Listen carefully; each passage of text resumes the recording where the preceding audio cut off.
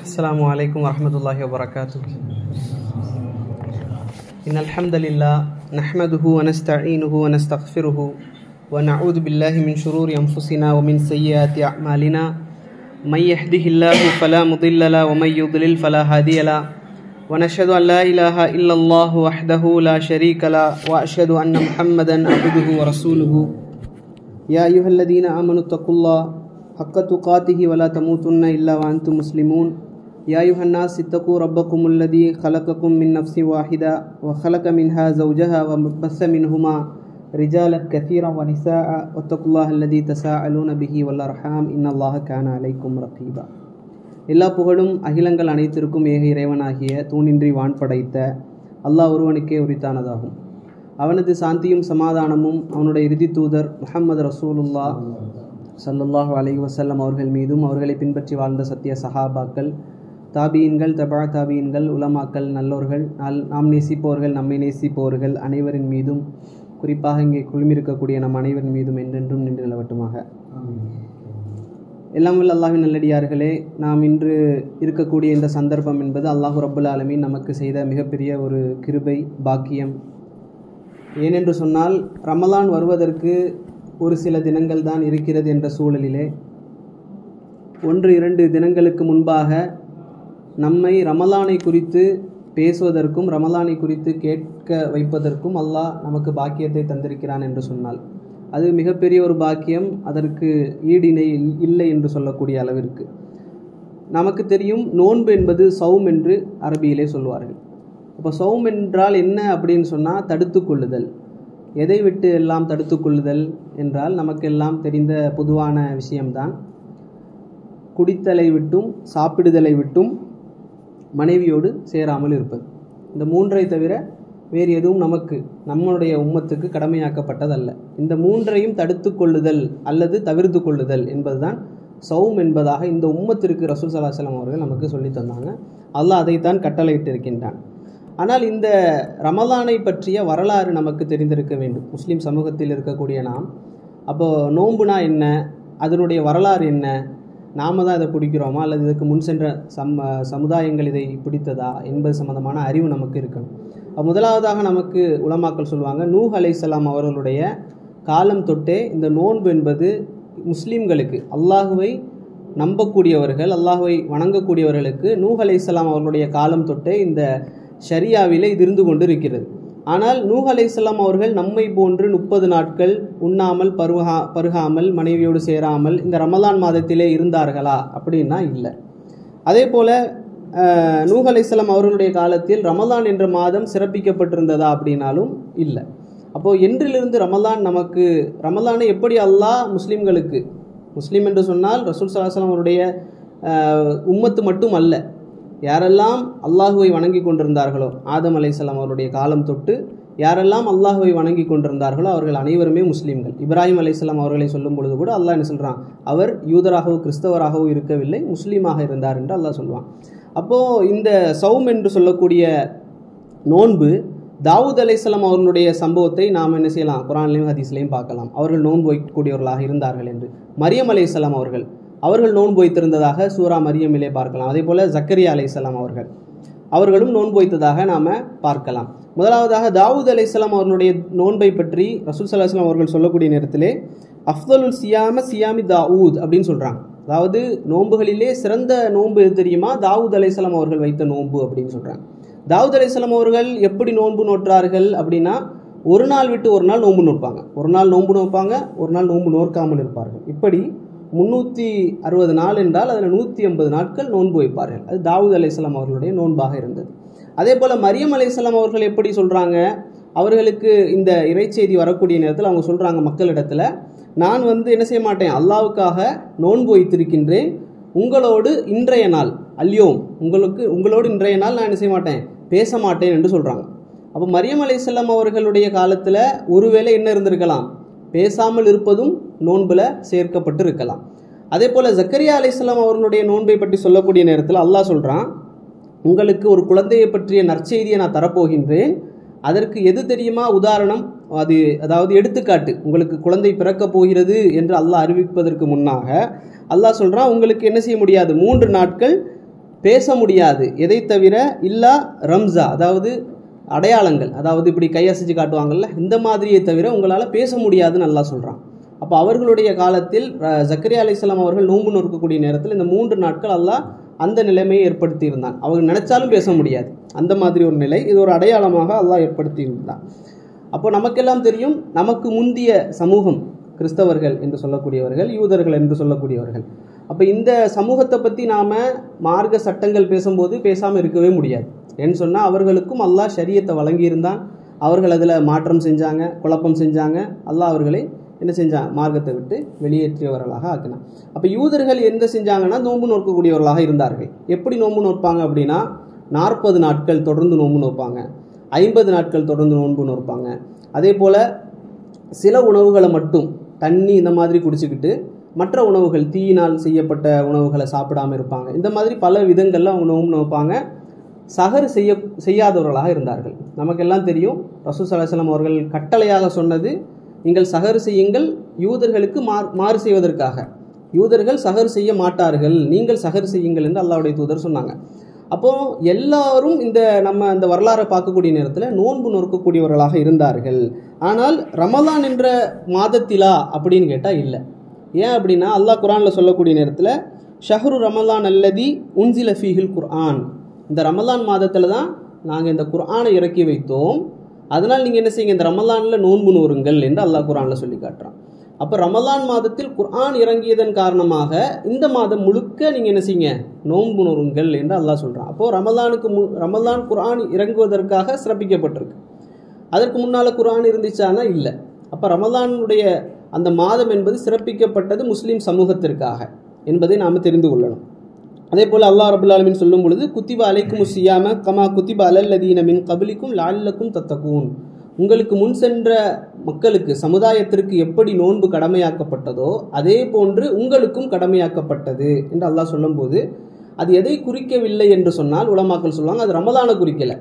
முந்தைய சமுதாயத்திற்கெல்லாம் நோன்பு கடமையாக்கப்பட்டிருந்துச்சு, ஆனால் ரமலானில் அல்ல, மற்ற நேரங்களில் அப்படி கடமையாக்கப்பட்டிருந்துச்சு. அதே போன்று உங்களுக்கும் ரமலானில் கடமையாக்கப்படுகிறது. எதற்காக? லஅல்லக்கும் தத்தகூன், நீங்கள் தக்வா உடையவர்களாக ஆக வேண்டும் என்பதற்காக, தக்வாதாரிகளாக ஆக வேண்டும். அதுதான் நோக்கம். அல்லாஹ் சொல்லும் பொழுது இந்த நோன்பு எதற்காக உங்களுக்கு தருகிறேன், நீங்கள் தக்வா உடையவர்களாக, லஅல்லக்கும் தத்தகூன் என்று அல்லாஹ் சொல்கின்றார்.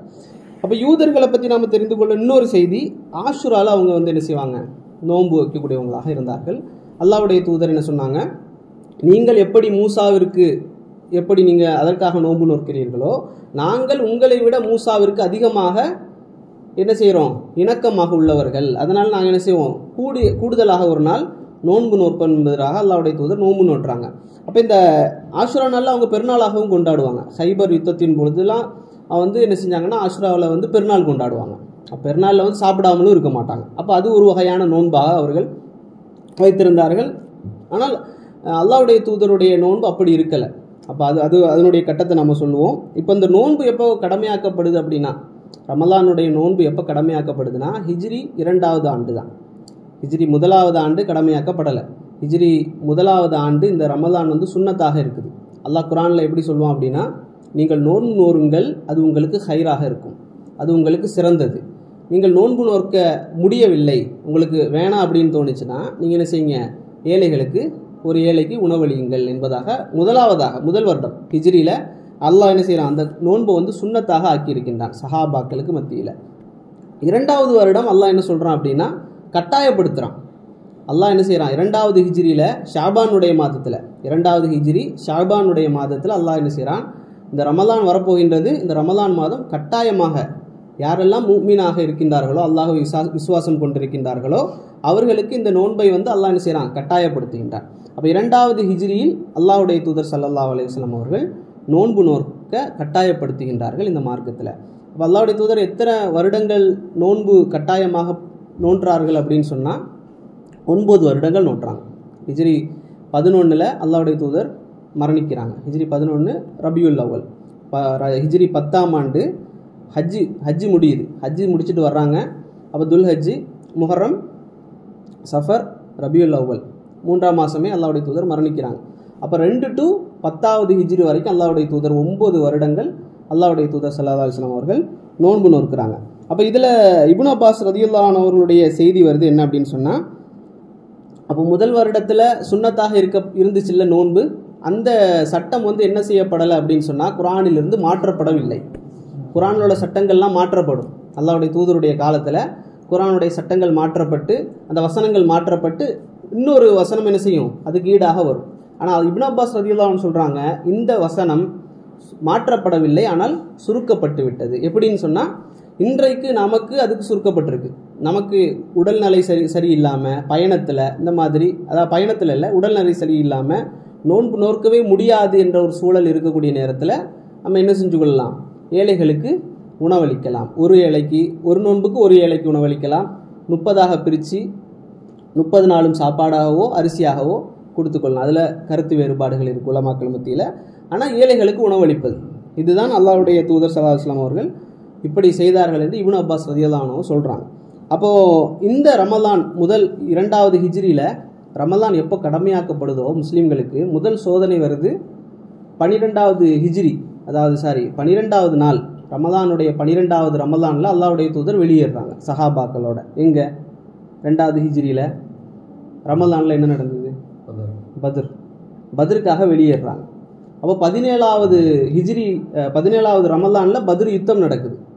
அன்றைக்கு சஹாபாக்கள் சொல்கிறாங்க, எங்களில் சிலர் என்ன செஞ்சாங்கன்னா நோன்பு வைக்காமலும் வந்திருந்தாங்க, சில பேர் நோன்பு வைத்தும் வந்திருந்தாங்க. அப்போது அன்றைய தினம் வந்து சஃபருடைய அந்த நேரத்தில் இருக்கக்கூடிய நேரத்தில் சிலர் நோன்பு வைக்காமல் வந்திருந்தாங்க. சஃபரில் நோன்பு நோக்க வேண்டாம் என்பதை வைத்து சிலர் நோன்பு நோற்றும் வந்திருந்தார்கள் என்ற செய்தியை நாம் பார்க்குறோம். அதுவும் ஒரு சலுகை, அல்லாஹ் ரப்புல் ஆலமீன் கொடுக்கக்கூடிய ஒரு சலுகை. சஃபரில் நீங்கள் இருக்கக்கூடிய நேரத்தில் நோன்பு கட்டாயம் அல்ல, நீங்கள் அதை என்ன செய்யலாம், கல்லா செஞ்சு பிடித்து கொள்ளலாம் என்பதற்காக. அப்போ ஆரம்பத்தில் இன்னொரு விஷயம், ஆரம்பத்தில் சஹாபாக்களுக்கு மத்தியில் இந்த ரமலானுடைய நோன்பு எப்படி இருந்தது அப்படின்னு சொன்னால், நம்ம இன்னைக்கு நினைக்கிற மாதிரி ஆரம்பத்தில் ஃபஜ்ரில் நோன்பு நோற்று இஃப்தாரில், அதாவது மக்ரிபோடு திறக்கப்பட்டு அப்படி முடிக்கப்பட்டு விட்டதா அப்படின்னு சொன்னால் அப்படி இருக்கலை சஹாபாக்களுடைய ஆரம்ப சஹாபாக்களுக்கு மத்தியில். அப்போ எப்படி இருந்துச்சுன்னு சொன்னால், மக்ரிபிலிருந்து இஷாவுக்குள்ளே நோன்பு திறந்துடணும். மக்ரிபிலிருந்து இஷாவுக்குள்ளே நோன்பு திறந்துடணும். நீங்கள் இஷா தாண்டிருச்சா நீங்கள் என்ன செய்யணும், அடுத்த நாள் மக்ரிப் வரைக்கும் கண்டினியூ பண்ணணும். அப்போ 2 நாள்.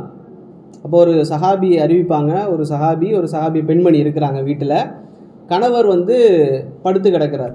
மனைவி சொல்கிறாங்க, நான் வந்து சாப்பாடு செஞ்சு எடுத்துகிட்டு வரேன் அப்படின்னு. அப்போ எடுத்துகிட்டு வருவதற்கு முன்பாக அந்த மக்ரிபுடைய இஷாவுடைய பீரியடில் கணவன் தூங்கிட்டார், சாப்பிடலை. அப்போ அவங்க சொல்கிறாங்க, கை சேதமே அப்படின்றாங்க. அப்போ என்ன, அடுத்த நாளும் ஒரு நாள் நோன்பு நோக்கணும், கண்டினியூவாக சஹர் வைக்க முடியாது. இந்த மாதிரி ஒரு கட்டம் இருந்தது. நீங்கள் கேள்விப்பட்டிருப்பீங்க, உமர் ரலியல்லாஹு அன்ஹு அவர்கள் ரசூல் ஸல்லல்லாஹு அலைஹி வஸல்லம் வருவாங்க, யாரும் சொல்ல நான் வந்து மனைவியோட சேர்ந்துட்டேன் நோன்புடைய நேரத்தில் அப்படின்னு சொல்கிறாங்க. இது வந்து காலையில் நடந்ததல்ல.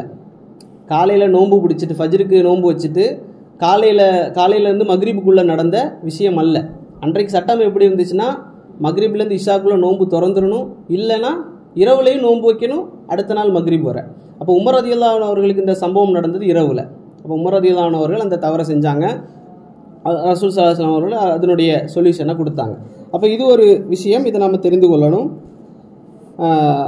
அப்போது அதற்கு பிறகு தான் என்ன செய்யப்படுது, பிந்திய சஹாபாக்களுக்கு தான் அல்லாஹ் ரப்புல் ஆலமீன் என்ன செய்கிறான், அந்த அவர்களுடைய மன கஷ்டத்தை வந்து பார்த்து அந்த வசனத்தை அல்லாஹ் இறக்குறான். என்ன செய்யலாம், நீங்கள் மனைவியோடு இரவில் சேர்ந்து கொள்ளலாம், உங்களுக்கு அல்லாஹ் எழுதியதை நீங்கள் எடுத்துக்கொள்ளலாம். அதாவது எழுதியதுன்னா குழந்தைகள், அல்லாஹ் உங்களுக்கு குழந்தைகள் தருவதற்காக இருக்கிறானா அதை நீங்கள் செஞ்சு கொள்ளலாம் அப்படின்னு சொல்லி அல்லாஹ் ரப்புல் ஆலமீன் அடுத்ததாக அந்த சட்டத்தை மாற்றுறான். அப்போ இப்போ என்ன, ஃபஜ்ருக்கு நம்ம என்ன செய்யணும், சஹர் வச்சே தீரணும். அல்லாஹ் ரப்புல் ஆலமீன் அந்த சட்டத்தை கொண்டு வரான், சஹர் நீங்கள் வைக்கணும். முன்னால் சஹருடைய சட்டம் அல்ல, சஹர் வைக்காமலும் அடுத்த நாள் வரை கண்டினியூ பண்ணலாம். ஆனால் அல்லாஹ் ரப்புல் ஆலமீன் ஒரு இது சலுகையை கொடுக்குறான், சஹர் நீங்கள் வச்சே தீரணும்.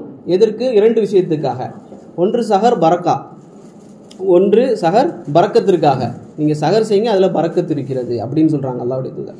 2வது சொல்கிறாங்க, நீங்கள் சஹர் செய்யுங்க யூதர்களுக்கு மாறு செய்வதற்காக. இந்த 2 விஷயத்தை சொல்கிறாங்க. இன்னொன்று சொல்கிறாங்க, நீங்கள் சஹரை பிற்படுத்தும் காலமெல்லாம் என்னுடைய உம்மத் ஹைரில் இருக்குன்றாங்க. சஹரை நேரமே செஞ்சுட்டு ரொம்ப நேரம் வெயிட் பண்ணாதீங்க ஃபஜ்ருக்காக, சஹரை பிற்படுத்தும் காலமெல்லாம் என்னுடைய உம்மத் ஹைரில் இருக்கும் அப்படின்றாங்க. இது ஒரு சலுகை அல்லாஹ் ரப்புல் ஆலமீன் வழங்குறான். 2வது இரவில் மனைவியோடு கூடக்கூடிய அந்த சலுகையும் அல்லாஹ் ரப்பல் ஆலமீன் பிற்காலத்தில் வழங்குறான். மூன்றாவதாக இஃப்தாரும் இல்லாமல் இருந்துச்சு. இஃப்தாரையும் அல்லாஹ் என்ன செய்யறான், இஃப்தாரை நீங்கள் என்ன செய்யுங்க, முற்படுத்துங்க. இஃப்தாரை நீங்கள் முற்படுத்தும் காலமெல்லாம் என்னுடைய உம்மத் ஹைரில் இருக்குன்றாங்க அல்லாஹ்வுடைய தூதர். அப்போது சலுகைக்கு மேலே சலுகைகளாக இந்த உம்மத்துக்கு வழங்கப்பட்டுட்டே இருக்கு. ரமலான்ங்கிற நோன்பை கடமையாக்கினாலும் சலுகைகள் வழங்கப்பட்ட ஒரு சமூகமாக நாங்கள் இருக்கின்றோம் அப்படிங்கிறத நாம் நினச்சிக்கொள்ளணும். சரி, இப்போது இந்த ரமலான் வருவதற்கு ஒரு சில தினங்கள் தான் இருக்குது. அப்படிங்கிறப்போ நாம் எப்படி இந்த ரமலானை தயார்படுத்துறது, அதற்கான தயாரிப்புகள் என்ன, நமக்கு என்னெல்லாம் நம்ம மைண்டில் செட் பண்ணணும் அப்படிங்கிற சம்பந்தமாக பார்க்கக்கூடிய நேரத்தில் முதலாவதாக சூழல், நம்மளுடைய ரமலானுடைய சூழல் எப்படி இருக்கிறது அப்படிங்கிறத பார்க்கணும். நாம் நினைக்கிறோம் ரமலான் வந்தாலும் இந்த உலகம் அப்படியே தான் இருக்கும் என்பதாக. ஆனால் அப்படி அல்ல. அல்லாஹ் ரப்பல் ஆலமீன் ரசூல் ஸல்லல்லாஹு அலைஹி வஸல்லம் சொல்கிறாங்க, அல்லாஹ் ரப்பல் ஆலமீன் ரமலானுடைய இரவுகளில் தினமும் என்ன செய்கிறான், சுவனத்தை அலங்கரிக்கின்றான். சுவனம் என்பது ஒரு முஃமினுக்கு ஆசை ஊட்டக்கூடியதாக இருந்துன்னு வைங்களேன். ஒரு முஃமின் சுவனத்தை ஆசைப்படக்கூடியவனாக இருந்தான்னா அந்த உணர்வை அவன் பெறுவான்.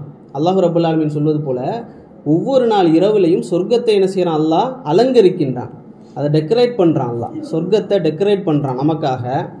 இது ஒரு சூழல். ரமலான் வந்து விட்டாலே அல்லாஹ் அந்த சொர்க்கத்தை டெக்கரேட் பண்ணுறான். அல்லாஹ் ஒன்றை உருவாக்கிறான் அப்படின்னு சொன்னாலே அது டெக்கரேட்டடாக தான் இருக்கும் சுவனமே. அதையும் அல்லாஹ் டெக்கரேட் பண்ணுறான்.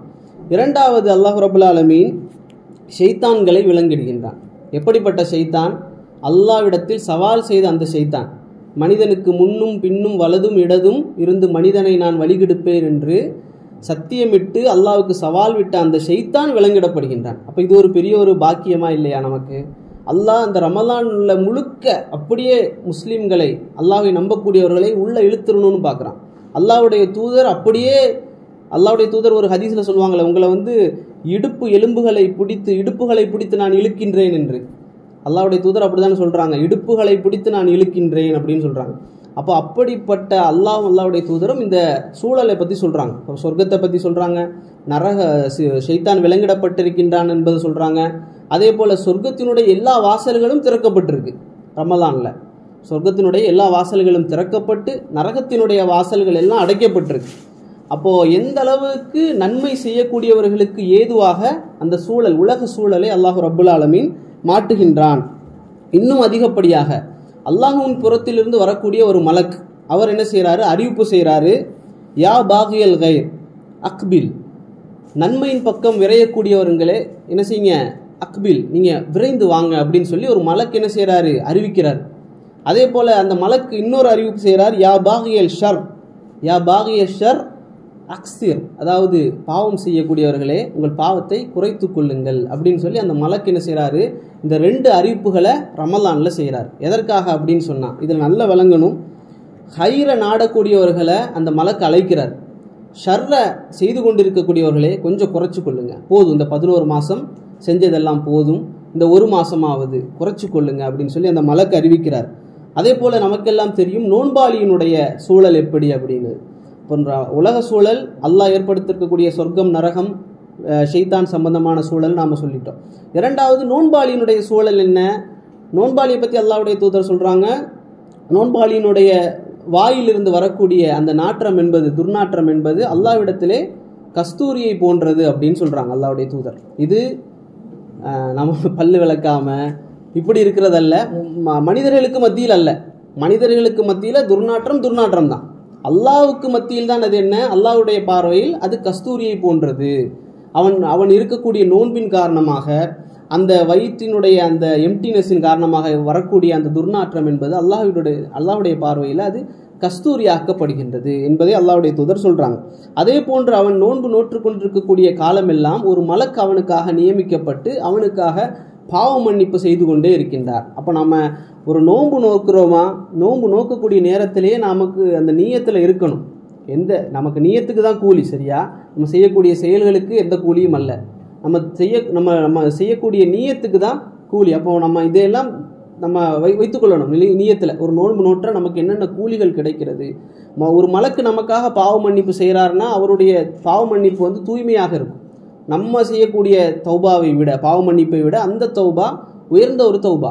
அப்போ ஒரு மலக்கு நமக்காக பாவ மன்னிப்பு செய்கிறாரு, ஒரு நோன்பாளிகளுடைய துர்வாடை கூட அல்லாஹ்விடத்தில் கஸ்தூரியை விட சிறந்த ஒரு மனம் என்பதாக அல்லாஹ்வுடைய தூதர் நமக்கு சொல்லித்தாராங்க. அடுத்ததாக அல்லாஹ் ரப்பல் ஆலமீன் குர்ஆன்ல சொல்லும் பொழுது வசாரிஉ இலா மக்ஃபிரத்தின் மிர் ரப்பிக்கும், அல்லாஹ்வினுடைய பக்கம் நீங்கள் விரைந்து வாருங்கள். வசாரிஉ இலா மக்ஃபிரத், அல்லாஹ்வுடைய மக்ஃபிரத்தின் பக்கம் நீங்கள் விரைந்து வாருங்கள் அப்படின்னு சொல்லி அல்லாஹ் குர்ஆன்ல சொல்லி காட்டுறான். அப்போ இந்த ரமலானுடைய நோக்கம் ரெண்டையும் நாம் விளங்கி கொள்ளணும். இந்த நோன்பு என்பது தக்குவாவை அதிகப்படுத்துது. லஅல்லக்கும் தத்தக்கும், இந்த நோன்பு என்பது தக்குவாதாரிகளுக்காக என்பதாக அல்லாஹ் சொல்றான்.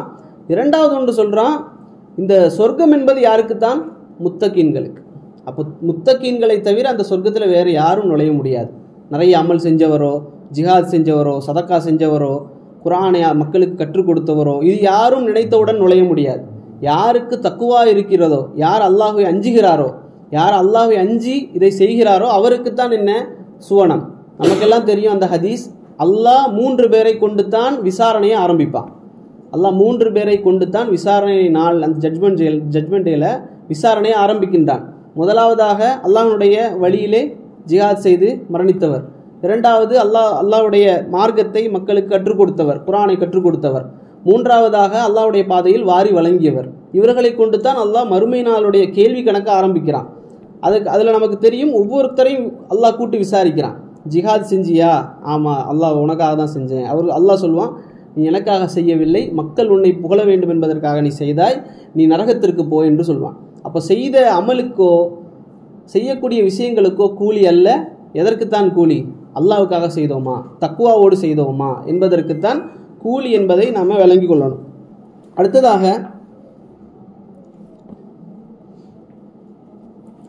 இதில் திட்டமிடுதல் என்பது மிக முக்கியமான ஒன்று.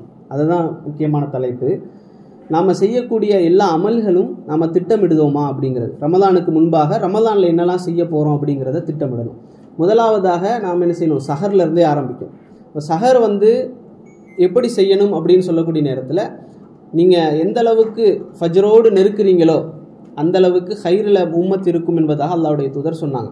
அதனால் முடிந்தவரை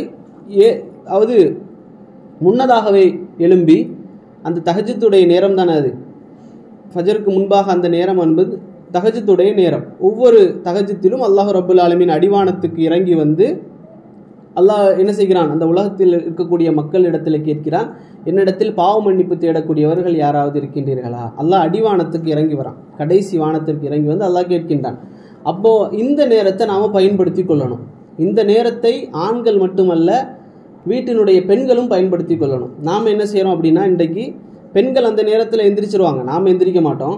நாம் கடைசி நேரத்தில் எந்திரிச்சு சாப்பாடை சாப்பிட்டுட்டு அதில் ஏதாவது குறை இருந்தால் மனைவியை திட்டிட்டு தூங்கிடுவோம். ஃபஜ்ர் தொழுதுட்டோ அல்லது தொழுகாமையோ. மனைவிகள் என்ன செய்வாங்க? நேரமே எந்திரிச்சு சமையல் ஃபுல்லாக செஞ்சுட்டு அவங்க தொழுதுட்டு தூங்கிடுவாங்க, எந்த அமலும் அல்ல. அப்போ இந்த சஹருடைய நேரமும் இந்த தஹஜ்ஜுடைய நேரத்தையும் பெண்கள் அதிகமாக பயன்படுத்தி கொள்ளணும். அதற்கு நாம் ஒத்துழைப்பு செய்யணும், ஆண்கள் ஒத்துழைப்பு செய்யணும். எனக்கு என்ன தேவை? சாதாரணமான ஏதாவது ஒரு உணவு போதும். நமக்கு தேவையான ஏதாவது ஒரு உணவு, சாப்பிடுவதற்கு தேவையான ஏதாவது ஒரு உணவு போதும். ரொம்ப பகட்டான உணவுகள் அது எதுவுமே எனக்கு தேவையில்லை.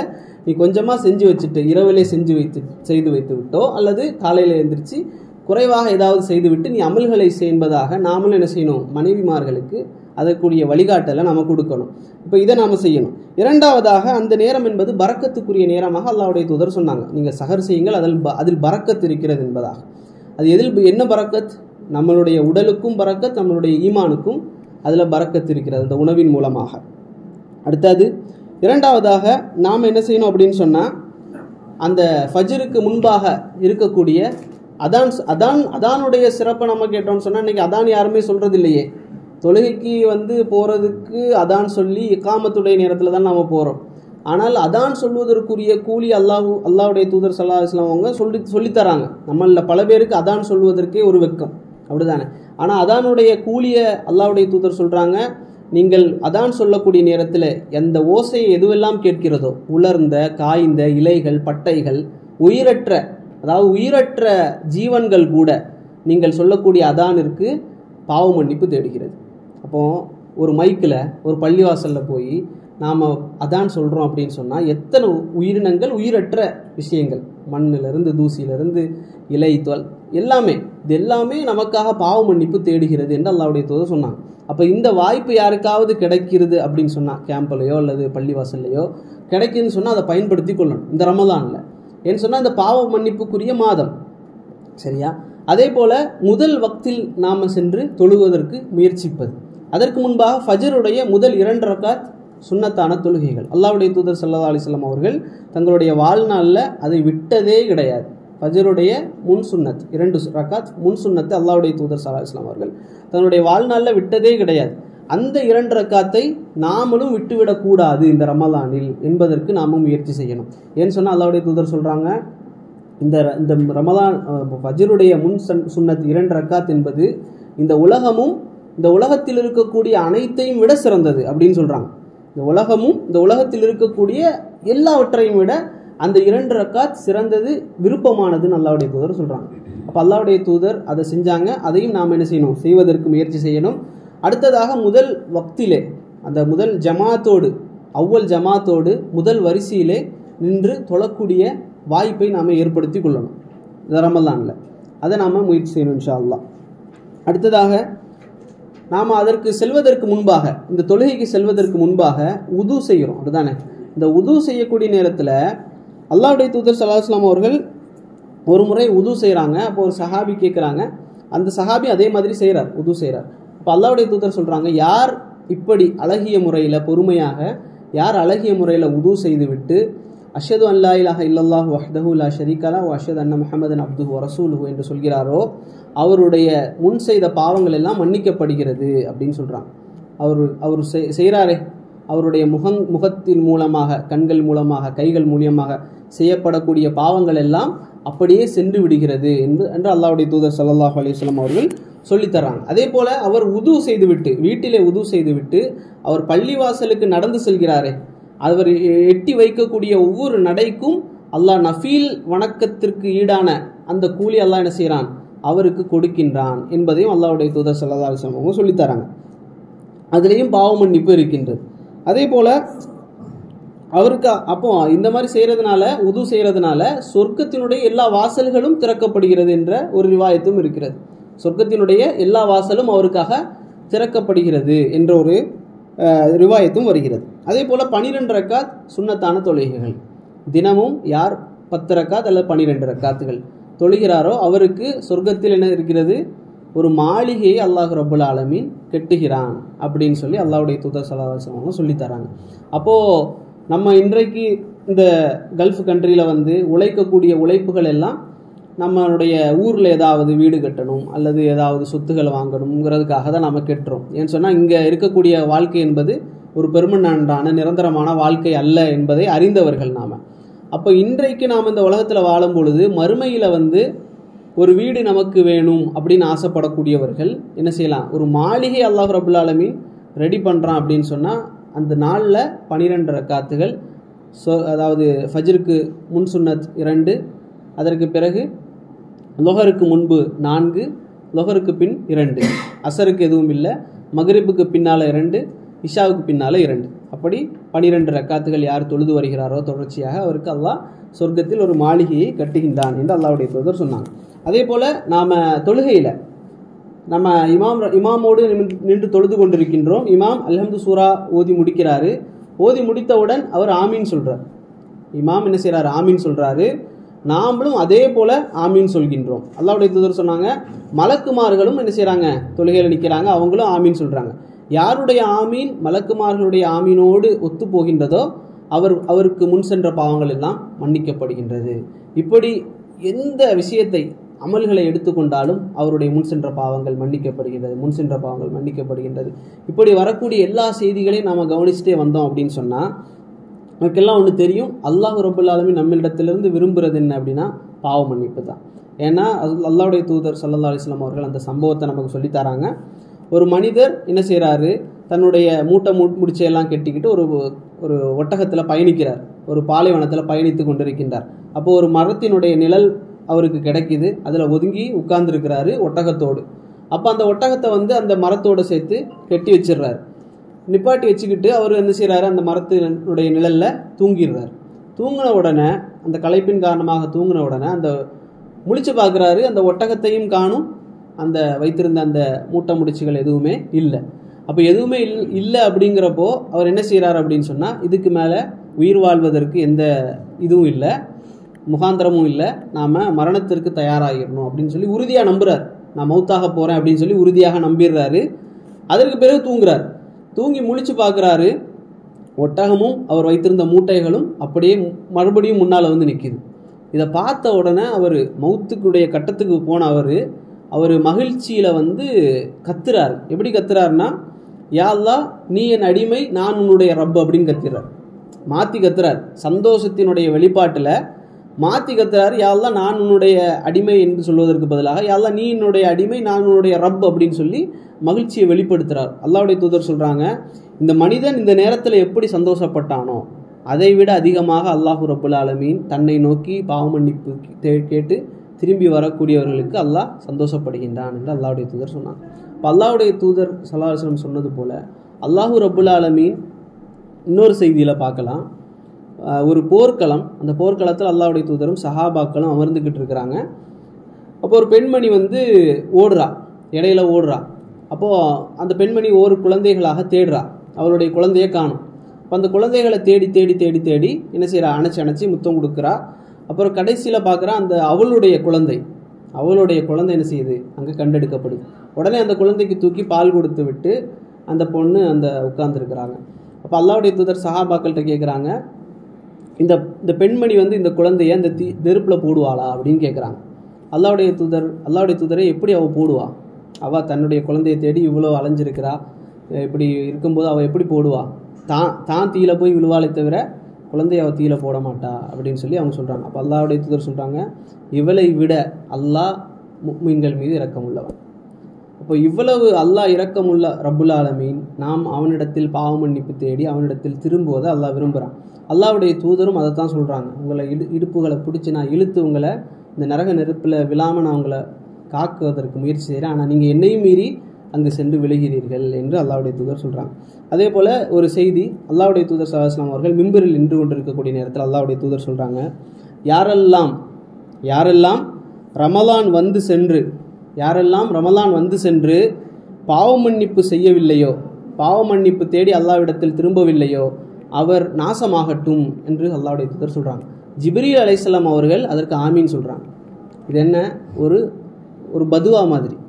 யார் இந்த ரமலானில் வந்து அது கடந்து சென்றதற்கு பிறகும் பாவ மன்னிப்பு தேடி அல்லாஹ்வின் பக்கம் திரும்பவில்லையோ அவருடைய செயல்கள் அவர் நாசமாகட்டும் அப்படின்னு சொல்லி அல்லாஹ்வுடைய தூதர் ஸல்லல்லாஹு அலைஹி வஸல்லம் சொல்கிறாங்க. அப்போது இந்த பதுவாக்கு உள்ளவர்களாக நாம் ஆயிடவிடக்கூடாது. இப்போ இவ்வளவு வழிகள் இருக்குது. இப்போ நம்ம சொன்ன மாதிரி சஹரிலிருந்து ஆரம்பித்து அப்படியே முதல் ஃபஜ்ரிலிருந்து உது செய்கிறதுலேருந்து பள்ளிவாசலுக்கு நடந்து செல்றதுலேருந்து முதல் வக்தில் தொழுகிறது அதான், அதற்கு பிறகு அதாவது தொழுகையில் துவா செய்கிறது. நம்மள பெரும்பாலான மக்கள் என்ன செய்வோம்னா தொழுகை முடிந்ததற்கு பிறகு துவா செய்வோம். அப்படி ஒன்று இல்லை, தொழுகைக்கு உள்ளதான் துவா இருக்கிறது. சஜ்தால துவா செய்கிறது, அத்தஹியாத்தில் துவா செய்கிறது, இதுதான். அதற்கு பிறகு அல்லாஹ்வுடைய தூதர் எந்த சூழலிலுமே ஒரு செய்தி கூட இல்லை, என்ன, அல்லாஹ்வுடைய தூதர் ஸல்லல்லாஹு அலைஹி வஸல்லம் அவர்கள் தொழுது முடித்ததற்கு பிறகு சலாம் கொடுத்ததற்கு பிறகு கையேந்தி அல்லாஹ்விடத்தில் துவா செய்தார்கள் என்பதாக. கூட்டு துவாவோ அல்லது தனியாகவோ அல்லாஹ்வுடைய தூதர் செய்ததே கிடையாது. அப்போ அல்லாஹ்வுடைய தூதர் அதிகமாக தொழுகைக்கு உள்ளாக நஃபீலுடைய தொழுகையிலையோ அல்லது எல்லா வக்திலையுமே என்ன செய்வாங்கன்னு சொன்னால் அந்த சஜிதாவினுடைய நேரத்தில் அத்தஹியாத்தினுடைய நேரத்தில் என்ன செய்வாங்க, அதிகமாக அல்லாஹ்விடத்தில் பிரார்த்தனை செய்வாங்க. தனிமையிலேயோ அதே போல் எப்போவுமே பிரார்த்தனை செஞ்சு கொண்டே இருப்பாங்க. அப்போது இந்த வளமையை நாம் எடுக்கணும். தொழுகைக்கு பிறகு என்ன செய்யணும்னு சொன்னால் திக்ருகள், அதுக்கார்கள் அல்லாஹ்வுடைய தூதர் சொல்லி தந்தது. சுப்ஹான் அல்லாஹ், அல்ஹம்துலில்லாஹ், அல்லாஹு அக்பர், அதே போல் நிறைய திக்ருகள் இருக்குது. பள்ளிவாசலில் கூட இப்படி எழுதி போட்டிருப்பாங்க இல்லையா. அப்போ இது எல்லாமே அல்லாஹ்வுடைய தூதர் ஸல்லல்லாஹு அலைஹி வஸல்லம் அவர்கள் நமக்கு சொல்லி தந்த அதுக்கார்கள். அப்போ இந்த அதுக்கார்களை நாம் என்ன செய்யணும், ரமலானில் முடிந்த வரைக்கும் கொண்டு வருவதற்கு முயற்சி பண்ணணும். இக்திகாஃப் இருக்க முடிந்தவர்கள் கடைசி 10 அல்லாஹ்வுடைய தூதர் மூன்று வகையாக இருந்திருக்கிறாங்க. முதல் 10லையும் அல்லாஹ்வுடைய தூதர் இருந்திருக்கிறாங்க, 2வது 10லையும் இருந்திருக்கிறாங்க, 3வது 10லையும் இருந்திருக்கிறாங்க. இப்போ முதல் 2 முறை இருக்கக்கூடிய நேரத்தில் அவர்களுக்கு தெரியாது லைலத்துல் கத்ர் என்பது எதில் வரும் என்பதாக. அப்போ அல்லாஹ் ரப்புல் ஆலமீன் 3வது முறை அவர்கள் கடைசி 10 இருக்கக்கூடிய நேரத்தில் அல்லாஹ் ரபுல் ஆலமீன் சொல்கிறான், இந்த கடைசி 10 நீங்கள் தேடிக்கொள்ளுங்கள் அப்படின்னு சொல்லி. அப்போ அல்லாஹ்வுடைய தூதர் கடைசி 10 என்ன செய்கிறாங்கன்னா ஏத்திகாஃப் இருக்கிறாங்க, அதில் தேடிக்கொள்கிறாங்க. ஒரு முறை அல்லாஹ்வுடைய தூதர் ஏத்திகாஃபை வந்து விட்டாங்க. எப்போ அப்படின்னு சொன்னால், ஏத்திகாஃப் ரசூல் ஸல்லல்லாஹு அலைஹி வஸல்லம் அவர்கள் இருக்கக்கூடிய நேரத்தில் ஆயிஷா ரலியல்லாஹு அன்ஹா அவர்களும் என்ன செஞ்சாங்கன்னா வந்து கூடாரம் போட்டு இருந்தாங்க அந்த மஸ்ஜித் நபவியில். இப்போ அப்படி இருக்கக்கூடிய நேரத்தில் அல்லாஹ்வுடைய தூதர் வந்து பார்த்தாங்க, எதுவுமே சொல்லலை. 2வது நாள் வந்து பார்த்தாங்க, எல்லா மனைவிமார்கள் நிறைய கூடாரம் வந்துருச்சு. அப்போ அல்லாஹ்வுடைய தூதர் பார்க்குறாங்க, ஏகப்பட்ட கூடாரம். ஏன் ஆயிஷா ரலியல்லாஹு கூடாரம் போட்டாச்சு, அப்போ நம்மளும் போடணும் இப்படி சொல்லி எல்லா மனைவிமார்களும் கூடாரம் போட்டு உட்காந்தாச்சு. இப்போ அல்லாஹ்வுடைய தூதர் சொன்னாங்க, எல்லாத்தையும் எடுத்துருங்க, யாரும் இத்திகாஃப் இருக்கக்கூடாது, நானும் இருக்க மாட்டேன்றாங்க. என்ன காரணம் அப்படின்னா, அல்லாஹ்வுக்காக இருந்தால் அது வேற, ஆனால் இது எப்படி போட்டிக்காக, மனைவிமார்களுக்குள்ள அவங்க போட்டாங்க நாம ஏன் போடக்கூடாது இப்படிங்கிறதுக்காக. அப்போ எல்லா அமல்களுமே அல்லாஹ்வுடைய தூதர் எதோடு சம்மந்தப்படுத்துகிறாங்கன்னா நிய்யத்தோடு. அப்போ அல்லாஹ்வுக்காக நீங்கள் செய்கிறீங்களா, ஓகே. அப்போ அல்லாஹ் அல்லாத போட்டிக்காக நீங்கள் செய்கிறீர்களா, அமல் தான், ஆனால் போட்டிக்காக நீங்கள் செய்கிறீங்களா, அது வேண்டாம் அப்படின்னு சொல்லி அல்லாஹ்வுடைய தூதர் அந்த வருடம் ஏத்திகாஃப் இருக்கலை. அந்த ஏத்திகாஃபை அடுத்த மாதம் என்ன செய்கிறாங்கன்னா கலா செஞ்சாங்க அல்லாஹ்வுடைய தூதர் ஸல்லல்லாஹு அலைஹி வஸல்லம் அவர்கள். இப்போ நமக்கு அந்த ஏத்திகாஃப் இருக்கக்கூடிய வாய்ப்பு கிடைச்சுன்னா ஒரு நாள் கூட ஏத்திகாஃப் இருக்கலாம். உமர் ரலியல்லாஹு அன்ஹு அவர்கள் ஒரு நாள் வர்றாங்க அல்லாஹ்வுடைய தூதரிடத்தில், முஸ்லீம் ஆனதற்கு பிறகு, இஸ்லாத்துக்கு வந்ததற்கு பிறகு சொல்கிறாங்க, நான் காஃபிராக இருக்கும்போது, முஸ்லீம் அல்லாதவனாக இருக்கக்கூடிய நேரத்தில் நான் என்ன செஞ்சேன்னா ஏத்திகாஃப் இருக்கணும்னு ஒரு நியத் வைத்திருந்தேன் காபத்துல்லால ஒரு நாள். அப்போ இப்போ நான் அதை வந்து நிறைவேற்றணுமா அப்படின்னு சொல்லி அல்லாஹ்வுடைய தூதரிடத்தில் கேட்குறாங்க. அல்லாஹ்வுடைய தூதர் சொல்கிறாங்க, நிறைவேற்றணும். ஏன்னு சொன்னால் அது ஒரு நல்ல அமல், ஆனால் இஸ்லாத்தில் இல்லாத சமயத்தில் செஞ்ச நியத், அந்த நியத்தை நிறைவேற்றணுமா அப்படின்னா நிறைவேற்றணும், அது மார்க்கத்தோடு உட்பட்டதாக இருந்தால். அதனால் அல்லாஹ்வுடைய தூதர் அனுமதிக்கிறாங்க, ஒரு நாள் நியத் வைக்கிறாங்க. நியத் வைத்து அந்த ஏத்திகாஃபை உமர் ரலியல்லாஹு அன்ஹு அவர்கள் இருக்கிறாங்க.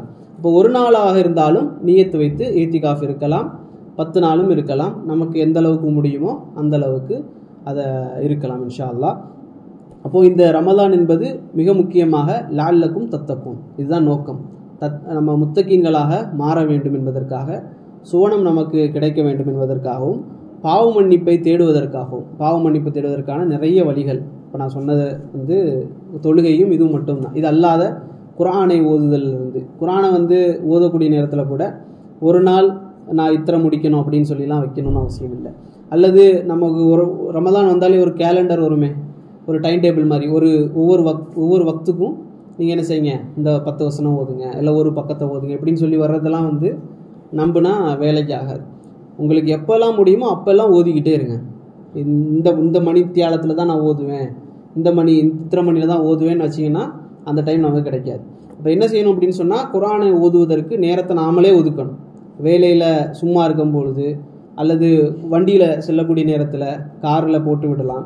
இந்த மாதிரி எப்போவெல்லாம் நாம் சும்மா இருக்கிறோமோ, வேலை அல்லாத நேரங்களில் இருக்கிறோமோ அப்போவெல்லாம் குர்ஆனை ஓட விடுவதோ அல்லது கேட்பதோ அல்லது ஓதுவதோ, இந்த காரியங்களை நாம் ரமலானில் அதிகமாக செஞ்சு கொண்டே இருக்கணும். குர்ஆனோடு அதிகமாக தொடர்பு வைத்துக் கொள்ள வேண்டும். இந்த ரமலானுக்கு பிறகு வரக்கூடிய அடுத்த மாதத்தில் என்ன செய்யணும், நாம் மாறி இருக்கணும், லஅல்லக்கும் தத்தக்கும், முத்தகீன்களாக மாறி இருக்கணும். அப்படிங்கிறதுக்காகத்தான் இந்த ரமலான் நம்மளை கடந்து செல்ல போகின்றது. அப்போது இன்ஷா அல்லாஹ் நானும் நீங்களும் இந்த ரமலானை நல்ல முறையில் பயன்படுத்தி முத்தகீன்கள் ஒருவராக அல்லாஹ் நம்ம எல்லோரையும் சொர்க்கத்தின் பக்கம் அழைத்து செல்லக்கூடிய பாக்கியத்தை அல்லாஹ் ரப்பல் ஆலமீன் நம் அனைவருக்கும் தந்தருள்வானாக. வாஹிர தவானா அல்ஹம்துலில்லாஹி ரப்பில் ஆலமீன். அஸ்ஸலாமு அலைக்கும் வரஹ்மத்துல்லாஹி வபரகாத்துஹு.